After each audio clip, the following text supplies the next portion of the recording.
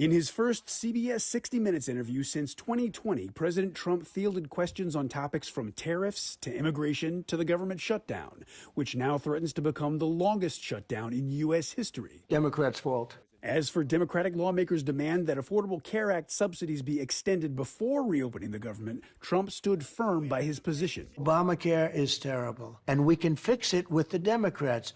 All they have to do is let the country open, and we'll fix it. On immigration, the president was asked if the methods used by ICE have gone too far. I think they haven't gone far enough because we've been held back by the judges, by the liberal judges that were put in by Biden and by Obama. Trump also addressed the upcoming Supreme Court oral arguments on whether his tariff policy is legal. I think it's the most important subject discussed by the Supreme Court in 100 years. The president asked what happens to his economic plan if the high court rules against him on tariffs. I think our country will be immeasurably hurt.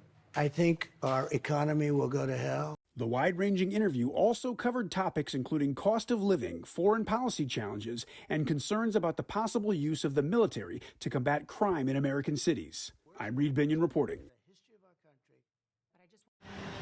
As the U.S. government shutdown approaches record length, SNAP benefit recipients, I don't know how much longer I can last, and government workers remain in limbo. By not having our paychecks, we have a 2-year-old, and so it really has impacted our ability to just ensure that we're covering all of our bills. Facing a Monday deadline from a federal judge in Rhode Island, the Trump administration said it would fund half of November SNAP benefits using contingency funds. Treasury Secretary Scott Bessent said Sunday full benefits can be restored if Democrats drop demands for an extension of federal health care subsidies and vote to pass the GOP funding bill to end the shutdown. Democrats are in the middle of a civil war, and they should just open the government. That is the easiest way to do this. Some Democrats argue President Donald Trump should do more to break the stalemate. Cutting down the East Wing to build a ballroom, he should be at the table negotiating with Democrats to reopen the government. Trump, in an interview with CBS's 60 Minutes, again encouraged Senate Republicans to ditch the chamber's 60-vote rule to force an end to the shutdown, an idea GOP leadership has rejected. The Republicans have to get tougher. If we end the filibuster, we can do exactly what we want. We're not going to lose power. Meanwhile, Monday saw more delays in lines at the nation's airports.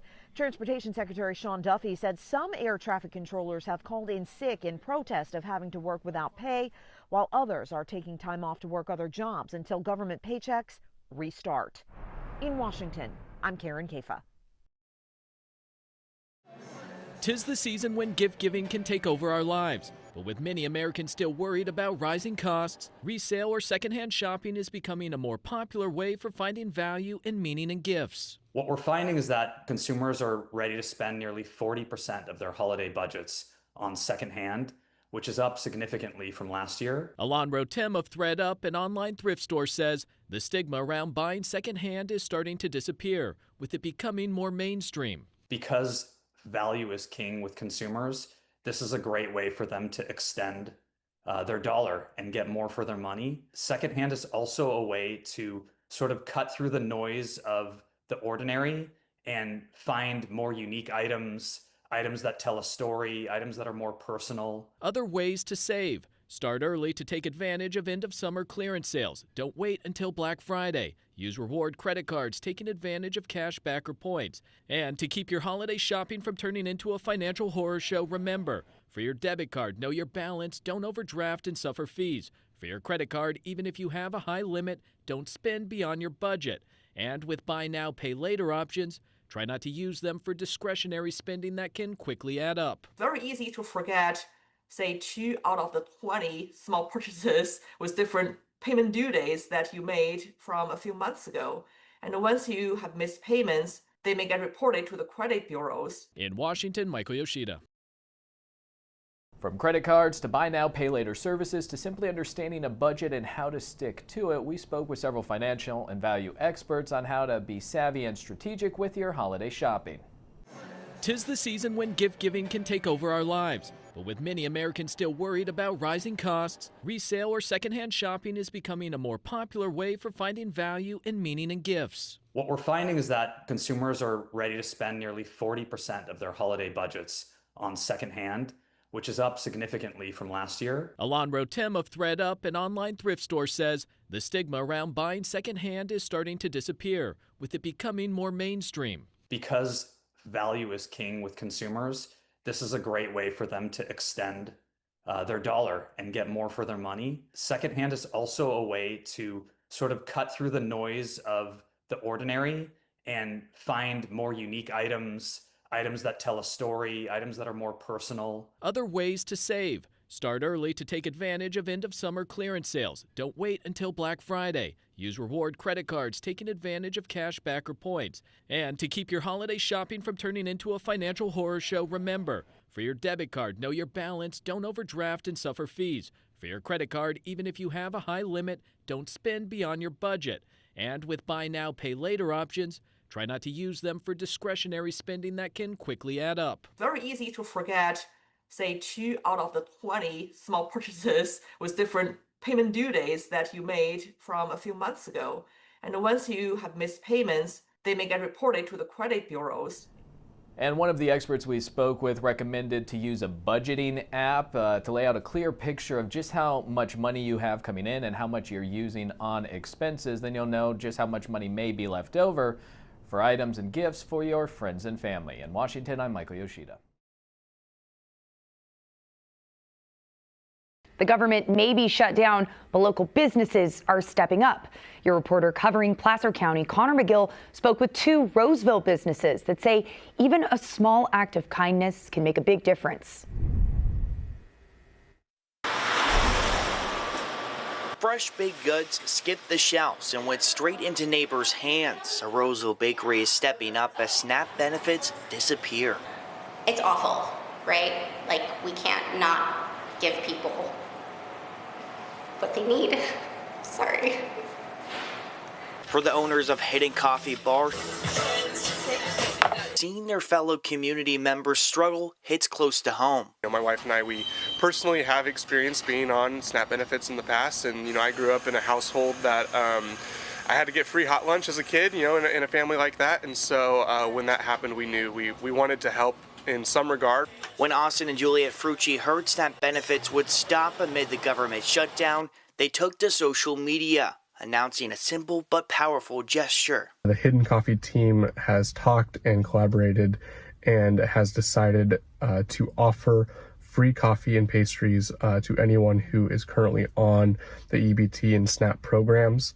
That post inspired another Roseville business owner to jump in. Austin and Juliet, they did a post, and it was a no-brainer for us. I mean, how could you not step up and take care of people and take care of your community?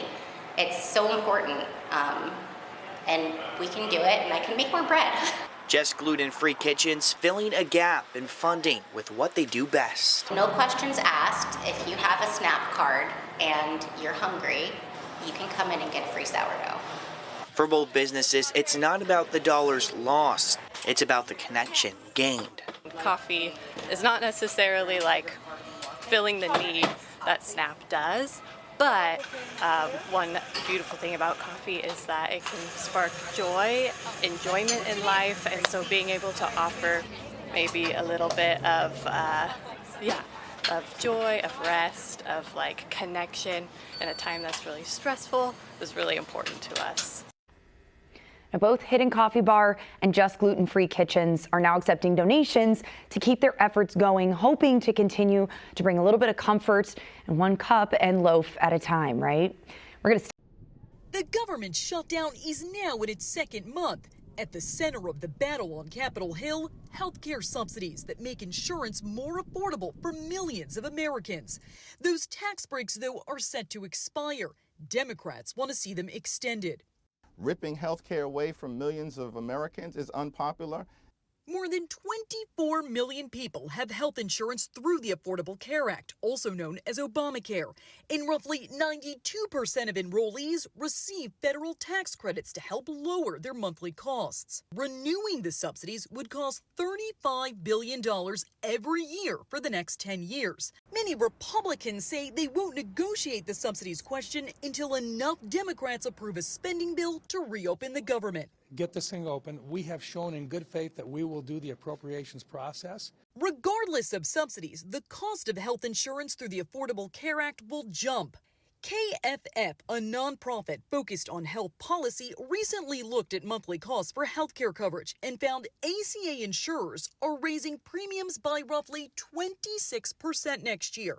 But if you take away subsidies on top of the increases, the costs will be even higher. We're expecting that on average, premium payments are going to more than double. That's a 114% increase.